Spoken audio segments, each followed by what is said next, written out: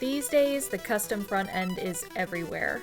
Moscape, Poe, Izakai, these current and former cash cows are pretty much the standard now for front-end design, which brings together multiple AI providers in one central place for users to chat with different bots using custom definitions called a character card. If you roll back the clock to 2022 though, things feel a little bit different.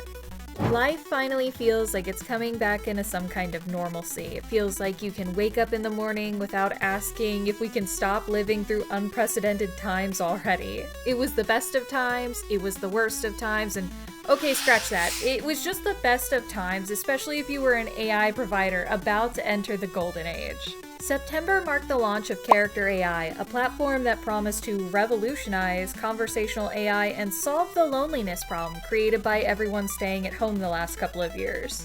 These days, when you think of that company, you think of censorship. Lots and lots of censorship, but it didn't start that way. In the early days, communities, research teams, companies, and so much more were all coming out of this proxy data farm that Google had put together. By November, ChatGPT 3.5 had entered the scene, dazzling the world with its uncanny ability to write essays, code, and even your homework. Everyone and their mother was rolling out proprietary models. Large and small teams alike were trying to see what they could do. This was an age where monetization was less important than the thrill of being part of something new and revolutionary. Pygmalion was also enjoying its heyday as a scrappy, open-source underdog, getting nods of approval from MIT professors for just how much training data they managed to pull together. Their involvement with the community created a loyal fan base of tech enthusiasts. You could actually be involved in building AI systems with no stolen data required. A lot of folks consider this the golden age of the chatbot experience, a time when the AI community seemed poised to conquer the world, or at least make it a little bit more interesting. But as any good tragedy will tell you, golden ages don't last forever. 2023 had brought to life the front-end AI craze we're still navigating now. There were communities of bug hunters, developers, exploiters, and spice peddlers. Now, you didn't really think this would be a story about AI without mentioning spice, did you? On January 19th, a number of users, niche communities, and research teams log into Character AI only to find that the infamous filter was gone, just nowhere to be seen. And for 2 short hours, users were able to see everything that could come from an uncensored models. Someone had clearly forgotten to turn the filter's toggle on, and the issue was site-wide. Developers over at Character AI quickly caught on, rolling this back with a statement that, oh, it was just an implementation of some bad code, but the community was not buying this excuse. And to this day, you'll still see users occasionally reference moments of bad code slipping through in reference to this event. That temporary filter outage didn't just give folks a look at uncensored AI, it exposed thousands of people to first-hand knowledge, once exclusive to those studying the depths of artificial intelligence. Safety measures make AI systems less intelligent. Now, these days, we know this is a bit of a fun fact, and it's some pretty common knowledge with AI, but that knowledge had to come from somewhere, and it really started to gain traction because of this event. And let me tell you, those few golden hours got a lot of people riled up. Tens of thousands of users had just had a taste of uncensored technology, and they wanted it back. Communities immediately doubled down on finding ways to break models so that they can replicate the incident. If they can get Character AI to do it, maybe they can get any provider to do it. Enter one spicy chatbot enthusiast. He can see everybody going nuts, doing whatever they can to try and recreate this incident, and he thinks he's found a way to give the community what they want. It starts off with a simple post. There's not even a name attached. On February 4th, he opens up a forum, clears the CAPTCHA problem, and just asks, Work in progress. AI clone developer here, a few questions. What counts as interaction? What are your favorite bots with public defs? The same day, he's back chatting up AI communities, only this time he's not so anonymous. There's this famous AI thought experiment he really likes, so he ends up going by the name RokosBasilisk. But for this, we'll just be calling him Roko. The formerly anonymous developer has offered up a website called RokosBasilisk.io to a few niche communities. It is a front end designed to replicate the bad code outputs of character AI while letting users do anything they want. RBIO wasn't just a platform, it was a statement, a big old middle finger to the censorship of big tech and a haven for the unhinged. But those sorts of things don't just get built overnight, and Roko was polling these communities, watching the AI landscape shift day by day, all while the potential user base was really warming up to what this project could be. The more Roko got involved in these underground communities, the more opportunities began to arise. Bugs and exploits came to light that wouldn't copy the bad code incident, but imitated it close enough that his front end was the place to be for AI-generated smut. He knew that all users would care about at the end of the day was that they weren't encountering the filters anymore. The timing could not have been better. Replica, a popular AI companion app, had just introduced a filter, sending its users into a spiral of existential dread that made sensationalist headlines for weeks. By the 11th, Replica confirmed the filter was here to stay, and much like the early 15th century in Europe, things were bland as fuck over there. The next day, Roko drops the mic. RokosBasilisk.io was now built, live, and free to use. This wasn't a bug. Well, okay, it was a bug, but not for the users of RBIO. For them, this was a feature, a way for users to generate unlimited content using OpenAI's API without ever paying a dime. You know those fancy keys you need to make OpenAI models run on sites that isn't ChatGPT? That's called an API key, and OpenAI has always been happy to give out trial keys to try and entice folks to use their products. It turns out those original ChatGPT trial keys, though, they occasionally came with some bugs, where the $18 credit cap wasn't recognized, giving users what was essentially an API key with unlimited credits. And Roko, well, he'd gotten a hold of a few of those bug keys, and in theory, he could power a number of communities with them. This dude was gearing up to be the digital equivalent of Robin Hood, but that took time and planning. It was, however, starting to come together. He had spent a few days gathering the best jailbreaks, typing into the night, and crafting together a site that would give people what they wanted. More bad code. Now, not everyone thought Roko was some virtual Cape Crusader. Users coming to RBIO were met with odd bots that were purposely placed there and designed by the developer of the website. There's even one that Roko gloats about designing that has twice as many interactions when compared to any other bot on the site. That bot is a babysitter intended to appeal to PDF files. Yeah, in reality, Roko built the site to serve communities that held a vested interest in this sort of content, and it would be disingenuous to omit that information or the fact that he contributed to it. It might not have been his intention to create it for that purpose, but Roko was happy to play into it. If it weren't for these bots, I would personally feel very differently about this creator. Roko would perhaps unknowingly go on to spur a number of other bad actors attempting to top this egregious content while showing it off to various communities. But that is going to be a story for another time. By February 14th, the honeymoon was over. OpenAI had caught wind of the glitch and patched it, leaving RBIO scrambling to maintain its relevance. Glitch keys couldn't be created anymore, but what about the ones that were already there? Well, turns out not all of them had been found, but Roko's keys, they had all been called. And while some of these remaining glitch keys would go on to rack up hundreds of thousands of dollars worth of API usage, no one was really itching to throw their free money glitch at a site that was gaining a lot of traction, and possibly even a little bit of heat. AI companies during this time period did not have the luxury of employing more typical bandwave patterns like those used in the gaming industry, where waves are done somewhat at random and never directly after an exploit has been found unless absolutely necessary. As a whole, the industry is still very reactive, something that hasn't changed even when looking at more modern scenarios. The thing is, RokosBasilisk.io wasn't just good, it was great. The jailbreaks were top-notch, the the API keys weren't yours, and the only person taking the risk was Roko himself. At this point, some users are speculating it's a honeypot operation being put on by the feds. It was a pretty reasonable theory too, given the community's perspective.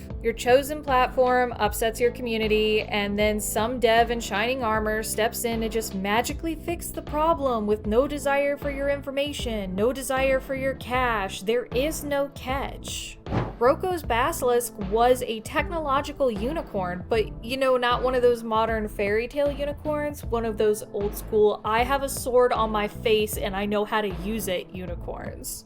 At this point, the site is too good to be true, and so is traffic. It is hard to keep up with. Roko still has to pay for all of those visitors coming to see what all the fuss is about, and the site won't be stable if he can't keep the user count under control. Dude is literally suffering from success in this moment. But there is the whole question about that honeypot operation. I mean, Roko knows he doesn't glow, but he can see the numbers. He can see the traffic. Did anyone outside of the communities he was peddling to know about this? Was he drawing attention from the three-letter agencies conspiracy theorists now claimed he was working for?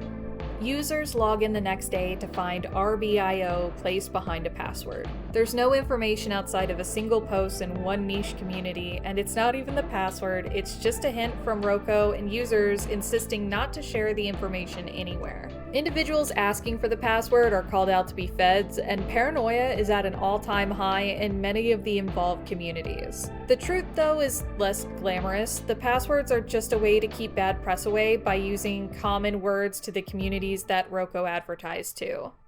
Passwords like Doki, Desu, Sama, and Anon. Users and Roko would know what they're doing here is towing a line, and it's going to be a constant battle with tech giants as the opposition. The more prying eyes that can be kept away from the site, the better. There is a constant discussion on how to manage many of these updates as they happen. It's not an easy thing, but Roko is a hero within the community, and there are plenty of people willing to alert him to the problems that are going on in the background. To his credit, Roko is a smart dude who mitigated a lot of risks the moment they were realized. One day after the glitch key exploit dies, OpenAI quietly changes their moderation policy. It raises brows for everyone within these communities, as it specifically moves the line on spicy content being a more clear violation of the terms of service. Everyone is now waiting for a flood of reactionary bans that never come. Meanwhile, Pygmalion's community was imploding under the weight of its own growth. There were a lot of people wanting to move away from front ends entirely to focus on local models.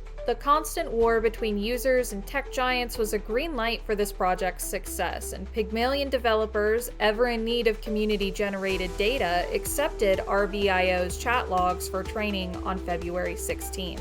They've been working with and chatting up Roko behind the scenes, and get closer to him than most members of the community. Things seem to be going pretty well. Pygmalion accepting RBIO's chat logs only further cements Roko's presence in the industry and furthers the spread of the platform. Passwords are now being rotated out on a regular basis, dedicated bot creators of character AI are making the migration over, and bad actors are still enjoying the spoils of a developer who finally seemed to understand what they wanted out of a platform. It didn't matter if you were trying to do something normal with this site, that isn't what Roko built it for, and it's not what any of these communities wanted to use it for either. No one was shy about expressing that. But as the day goes by, Roko can't stop thinking about one thing. Why did the terms of service quietly change? And why did that change feel so specific to his website? He picks up the phone and decides to make a call. He's seen the way other groups are operating, and the churn around the site is getting out of control. It seems like every day he's having to change the jailbreak or has some favorable exploit patched.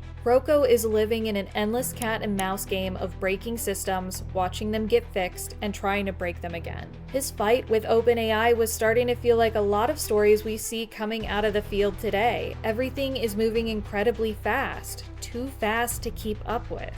For Roko, something feels off. The timelines bring him some clarity.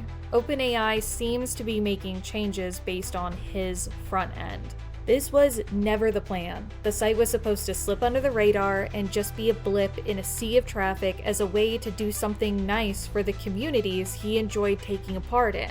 And as the developer, Roko was in the unique position of being able to see every message that occurred on this platform. There was a lot of egregious content being generated. Bad actors were flocking to the site, and he wasn't just hosting it, he was encouraging it.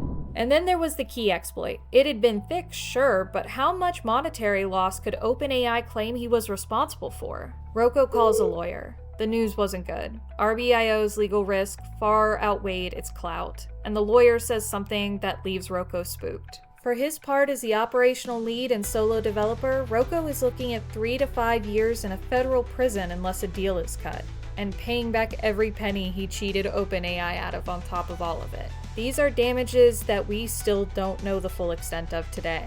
The list of potential charges is lengthy and includes things like computer fraud, wire fraud, criminal copyright infringement, conspiracy, aiding and abetting, and possible RICO violations. So on February 19th, less than 2 weeks after RBIO had gone live, Roko approaches the community.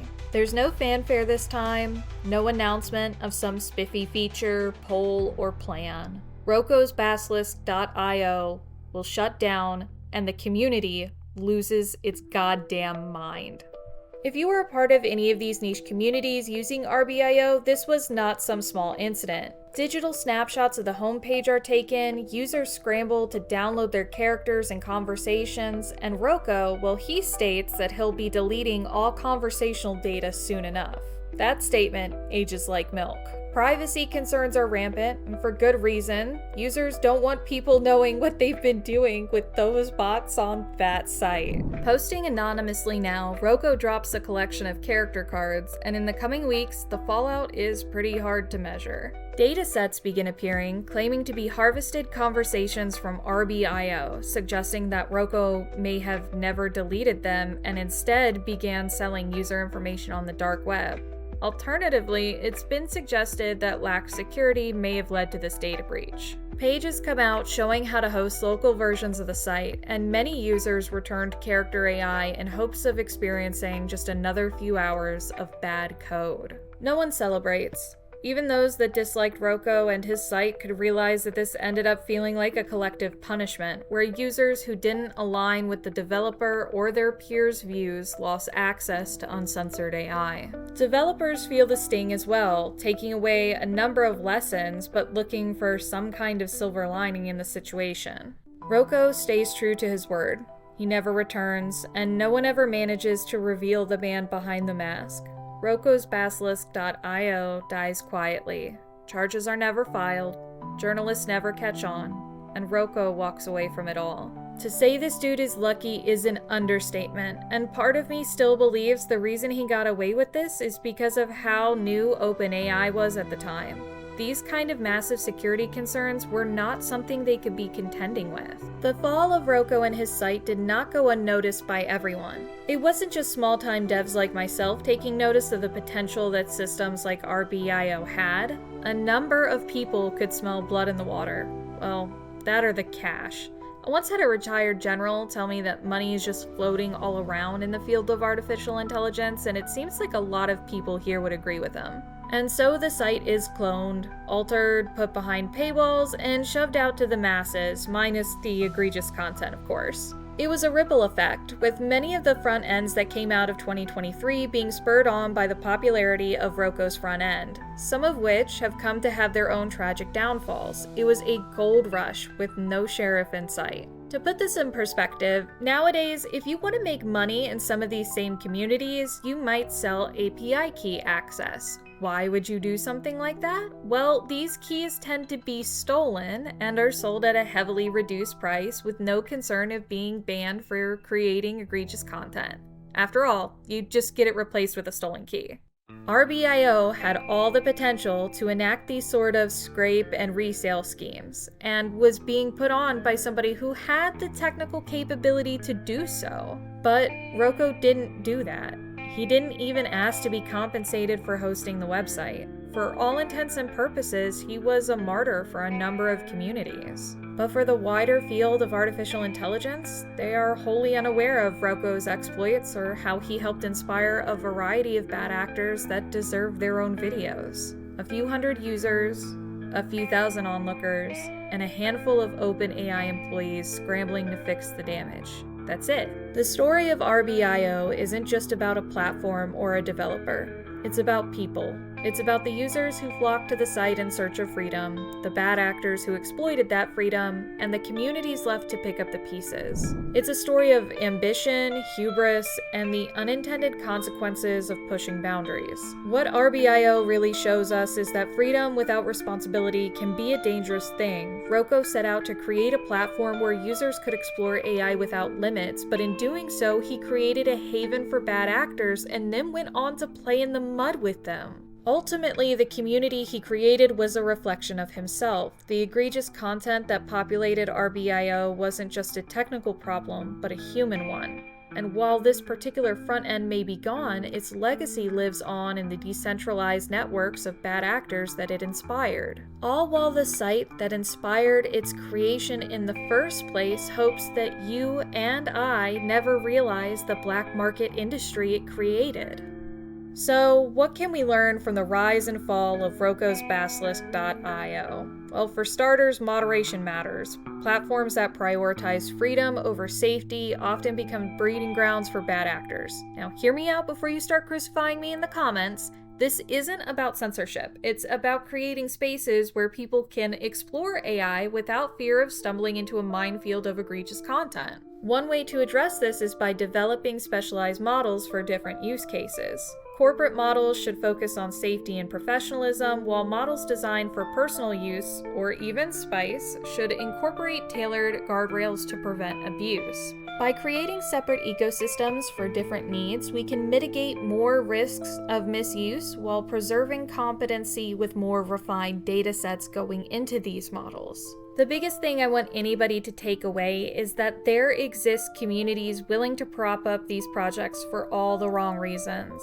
AI is a field that desperately attempts to achieve some imitation of humanity while oftentimes forgetting fundamental parts of what it means to be human. RokosBasilisk.io showed us some of the uglier parts of that in spades, and staying true to the name, the site has become a bit of an info hazard in of itself. For Roko, it meant he got to spend a few weeks role-playing as Harvey Dent, living his life as a hero until he ultimately became the villain. Well, I think that's going to be it for me today, folks. What do you think about stories like this and the hidden history behind modern AI? Let me know in the comments below. Join me next time where we'll be trying to build a time machine with just a microwave and a banana. See ya, nerds!